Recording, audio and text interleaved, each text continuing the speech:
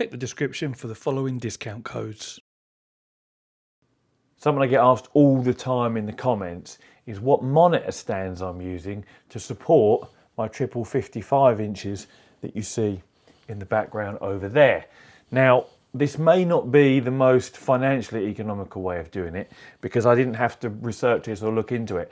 GT Amiga sent me various different monitor stands for review. So I just kind of cobbled together one big monitor stand to hold those three 55s. So I'll show you what I've used from GT Amiga, but as I say, it may not be like the cheapest way of doing it.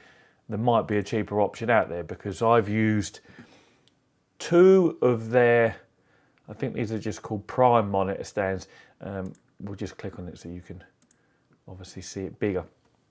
So this is just a single standalone monitor stand, floor standing one. So I've used two of those that sit either side of my rig, one on the left and one on the right, and hold the two outer displays.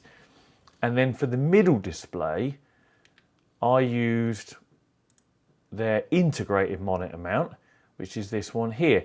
Now, when I say I used it, I only used the sort of center beam bit of aluminium profile that runs across the back there, and then the actual Vaser mount as well. I didn't use these upright arms. They're not attached to my rig in any way because my rig obviously has motion and moves around.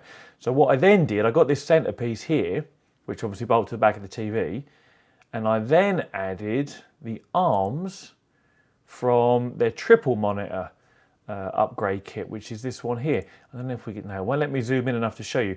But there's arms that are attached on the right here and on the left here that then allow these sort of left, or I mean, are they arms? They're brackets, I suppose, that then allow for these arms on the sides to support your triple setup if you were doing it like this. For me, I just used those brackets to join the center length from the single monitor kit that you see here to the outside edges of this floor standing monitor mount that you see here either side. So where you see there's a bit of sort of overlap at the end here, that's where I use the brackets to join to the center beam, and then the same the other side.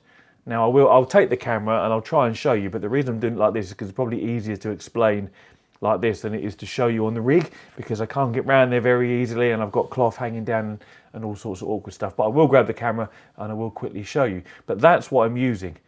Two of those stands, and then part of the centerpiece from the integrated monitor stand, and then some brackets from the triple monitor attachments. So probably not the most financially economical way of doing it if you can buy an option that's designed to hold triple 55s in the first place, but this is how I've done it. Let's go and take a quick look over there at the physical setup. Yeah, this isn't going to be the easiest thing to film, but let me see if I can get in here. I mean, you can see this is, yeah, this is a really awkward, sorry about this. This is one of the floor standing monitor stands, and it's actually at maximum height for me, that you can see there.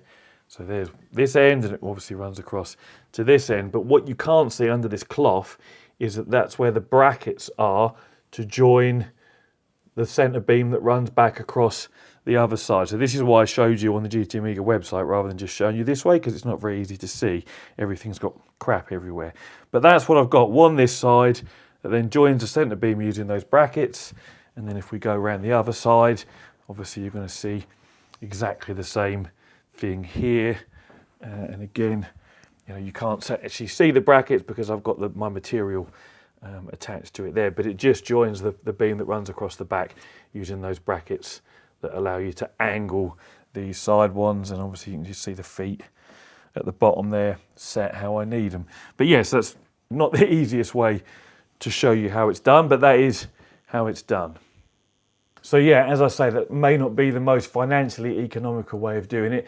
They're just the bits I had here that they sent me over for review anyway, so that's what I cobbled together. But maybe even if you don't want to do it exactly like that, it perhaps gives you an idea about what you can do yourselves. You know, maybe you can get just 2 floor standers and a length of alley profile from anywhere online. You know, just literally the width wide enough to fit your TV and a little bit extra, and then, you know, maybe buy a couple of brackets from elsewhere. Or it may even be that you can contact GT Amiga and they may even sell you the brackets separately, because I've found even prior to, you know, being a reviewer, that they were always very helpful when I needed extra bits and pieces.